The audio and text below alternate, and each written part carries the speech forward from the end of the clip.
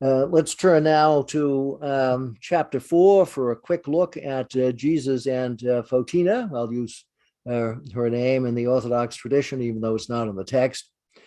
What we have here, first of all, is the correction that I've already mentioned.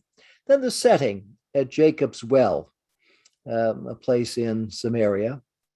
A request for water from Jesus, which soon turns into a promise of living water. So water with a different sense.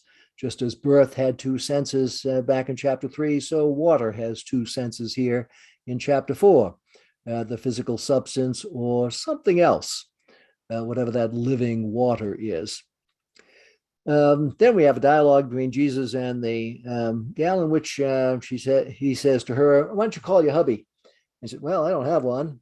He said, "Oh, of course you don't. You have 5." So he knows a lot about this young lady in the way in which he knew about characters earlier on in the text in chapter 1, and the way in which he's said to know human beings in chapter 2.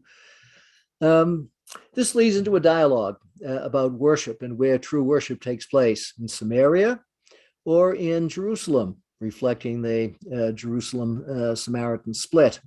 And Jesus says, no, it's going to be neither of these, but it's going to be something else, worship in spirit and in truth. So Jesus, as always, is promising something new and different and better than what was there. But at the same time, and this is important for our understanding of the relationship between John, Jesus, and the Jews, salvation is from the Jews, says Jesus. And what is the significance of that in the grand scheme of things? We'll have to come back to that one. Finally, there's a recognition on the part of the woman that Jesus might be the Messiah, because the Messiah is supposed to tell all, and Jesus has told her a lot. And Jesus says, yep, the one that you're expecting, the one who tells all, that's me. I am. And I am saying that we're going to have to come back to as we think about how Jesus identifies himself in many ways, and finally identifies himself just with that term, I am. But here, it doesn't have that deep meaning that's associated with the name of God. It's simply a colloquial expression meaning, yeah, that's me. Like everything else in John, or just about everything else, there's more than one level of meaning to that phrase. And this is one case where the simple dialogical meaning of it's me makes perfectly good sense. What we have here is a classical recognition scene. And many of the encounters between Jesus and his interlocutors in the gospel are recognition scenes where people come to some understanding. A flash of light goes off in their heads as they see something about who Jesus is. And the question constantly posed to the reader is, are you seeing the same thing? Or do you see everything there is to be seen in Jesus?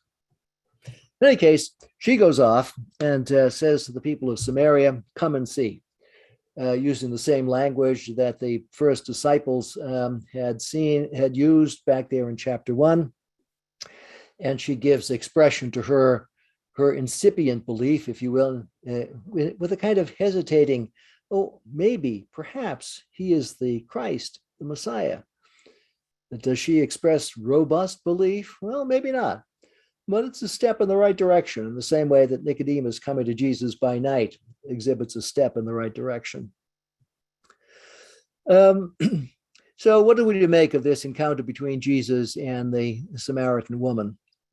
Again, we could turn to some encounters that are there in the Synoptic Gospels. The Syrophoenician woman in Mark, or the Canaanite woman in Matthew. It's the same story with a different label for the woman. Well, there's an interesting encounter there, to be sure. But Jesus is kind of disdainful of the woman in that case. And the woman pushes back and engages with Jesus in a way that wins the day for her. She gives a witty response to his dismissal of her and earns exorcism for her daughter and praise, in the Gospel of Matthew at least, where Jesus says, great is your faith. So there's precedent in the tradition of telling stories of Jesus having an encounter with a woman, although the dynamics of that encounter are rather different in this case. There's also the division between Samaritans and Jews, which I think we need to keep into account, that had been in place for several centuries. And interesting to reflect on how the New Testament comments on or makes allusions to that relationship between Jews and Samaritans. In Matthew, Jesus says, "Don't go there." Instead of going and in effecting a conversion as he does here in John, no, he says, don't go to the Samaritans, just go to the house of Israel. Luke has a slightly different version, not of the going or not going, but the judgment about them in the parable of the Good Samaritan. So some of them at least can be good when they do what people are supposed to do and take care of those who are in need. Acts finally gives the account that it's the apostles, particularly Philip, who goes and converts the Samaritans, and they get converted when they see signs, according to Acts 8. Just like Nicodemus, getting some sort of conversion or call to Jesus because of the signs. But is that enough? And is John reflecting in some ways on stories like the conversion story in Acts 8? That's based upon encounter with signs. All that, I think, is lurking in the background here, and John is playing with those elements. But there's another important tradition that's at work here, a literary tradition coming out of the Old Testament, and that's the notion that a well is a place for a pickup. And we find this in Genesis and in Exodus. Abraham and Jacob and Moses all meet their brides at wells and have an encounter with the women that they're going to be spending time with later on. So there's, by saying Jacob's well, the author of this story conjures up a stereotype that sets the scene and says, there's something about attraction between male and female that's going to be going on here. Pay attention to it, readers. Here, the engagement goes in a somewhat unexpected way. It seems that the gal is pursuing the guy rather than the guy pursuing the gal, as was the case in the Old Testament stories. And the guy here plays a little bit hard to get.